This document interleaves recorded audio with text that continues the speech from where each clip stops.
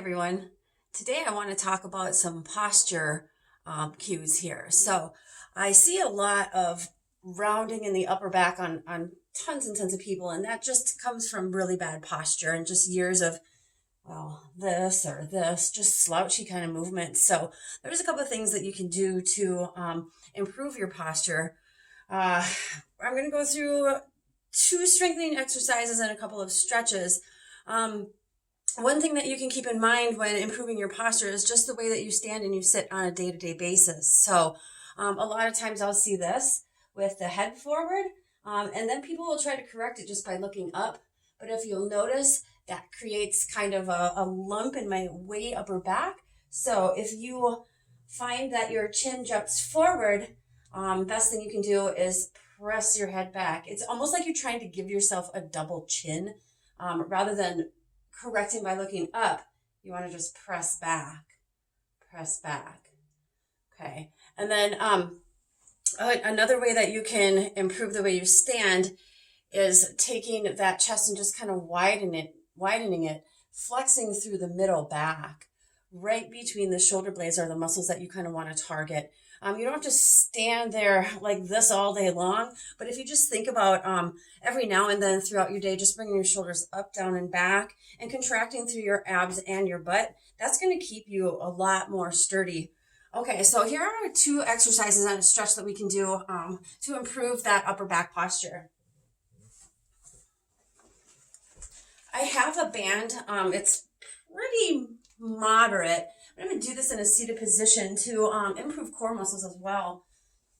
So coming down onto your mat or the carpet or whatever you have, you're going to go ahead and loop this band around both feet. And then with the best, tallest posture you can, sit up as straight as possible. The band will help you with this. And then what we're looking to do is drive that band towards your rib cage with your elbows going back, squeezing through those back muscles. Now, while you're doing this, make sure that your head is in line with the rest of your spine, so you're not looking down or looking up.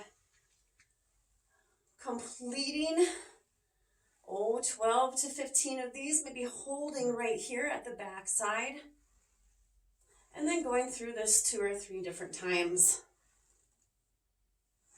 The next exercise that we can do to improve that posture and work through those back muscles, all back muscles, upper and lower, would be a Superman, otherwise known as spinal extension. So I'm coming down onto my mat here, belly down.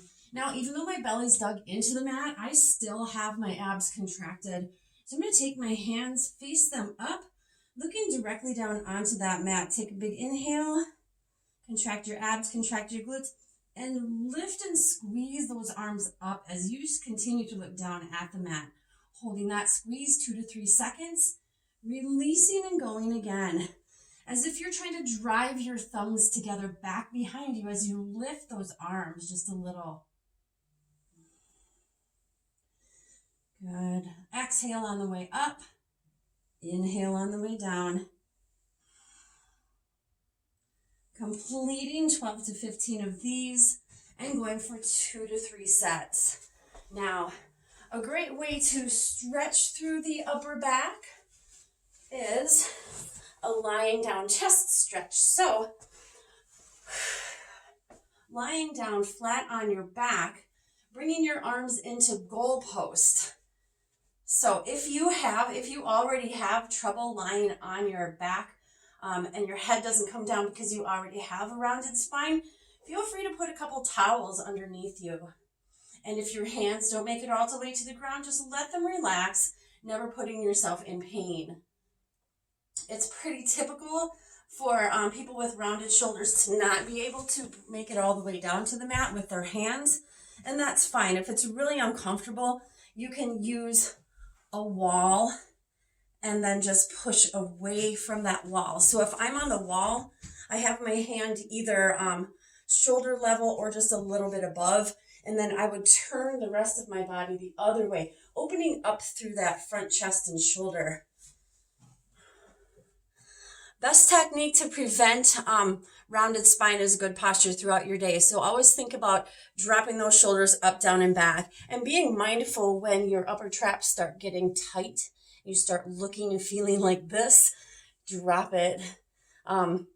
Anything you can do to work and squeeze through those middle back muscles will help you too. Something that you might want to avoid would be unsupported forward folds. If I'm just bringing it up and down like this, that's going to be really hard, and it's going to encourage more rounding through the upper back.